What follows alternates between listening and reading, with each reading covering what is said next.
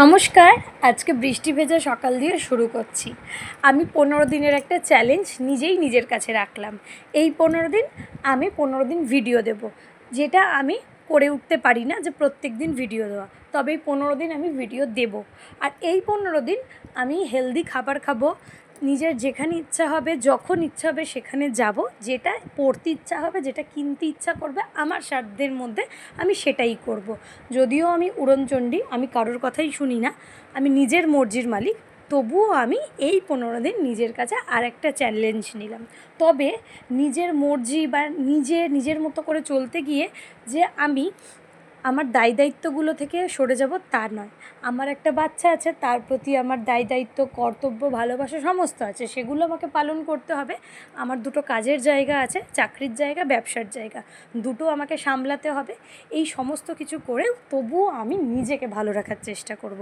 যেমন আমার স্কিনটা ডাল হয়ে গেছে বেবি হওয়ার পর থেকে, সব মায়েদেরই হয়। আমি সেরকম ঘরোয়া ট্রিটমেন্ট করার সময় পাই না, মাঝে মধ্যে কখনো করি। তবে চ্যালেঞ্জ নিয়েছি এই 15 ডেজ আমি নানা রকম ডিটক্স ওয়াটার বানিয়ে খাবো। আমি ভালো করে যোগা বা এক্সারসাইজ করব, বেশি করে নাচ করব, বেশি করে জল খাবো, একটু নিজেকে ভালো রাখবো। পছন্দের পারফিউমটা লাগাবো, পছন্দের লিপস্টিকটা লাগিয়ে অফিস যাব। আর নিজেকে আপডেট রাখতে দুটোতেই বইয়ের বিকল্প হয় না। এই 15 ডেজে আমি চেষ্টা করব মিনিমাম 2টো বই অন্তত পড়ে শেষ করার। যেহেতু আমি বইয়ের জায়গাতেই থাকি, তো সেই জন্য বই পড়াটা কিন্তু আমার বাধ্যতামূলক কাজের মধ্যেই পড়ে।